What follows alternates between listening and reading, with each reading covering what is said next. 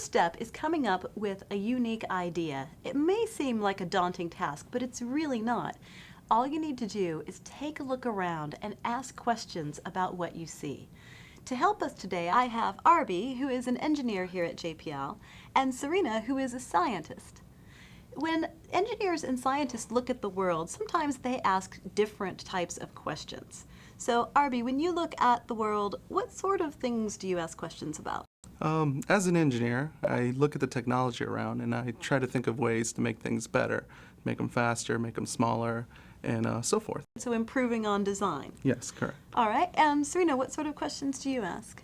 When I look around me, I see certain patterns, certain shapes, certain types of behavior, and I want to know, why do I see what I see? What is causing that particular shape, that particular pattern, or that type of behavior?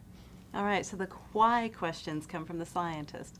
So you see that their questions are very similar but somewhat different. So that's what we want you to do, is look at your world and ask those sorts of questions.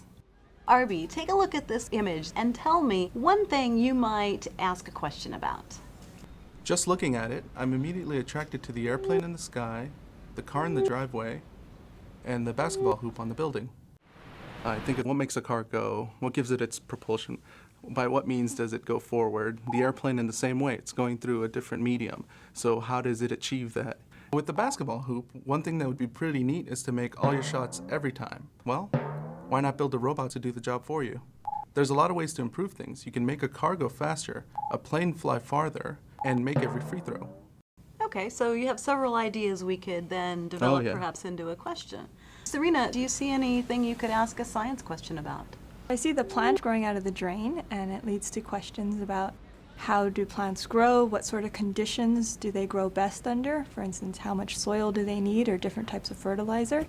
I see the person running, and I'm a runner myself, and there's a lot of experiments I do just on my own in terms of how much water do I need, how much rest do I need, what's the best way to recover after a run.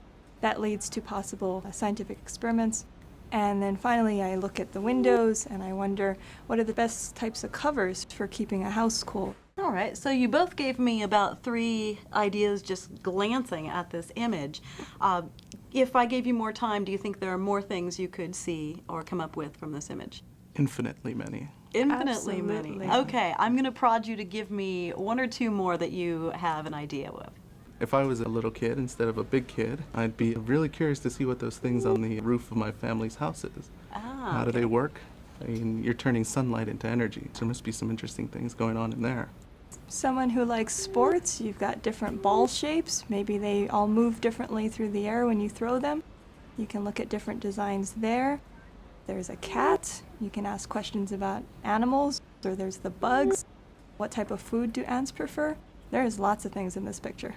Ask questions about whatever you can see. Look around, open your eyes, and view things in a different way than you ever have before. Up next, we will help you develop your observations into testable questions.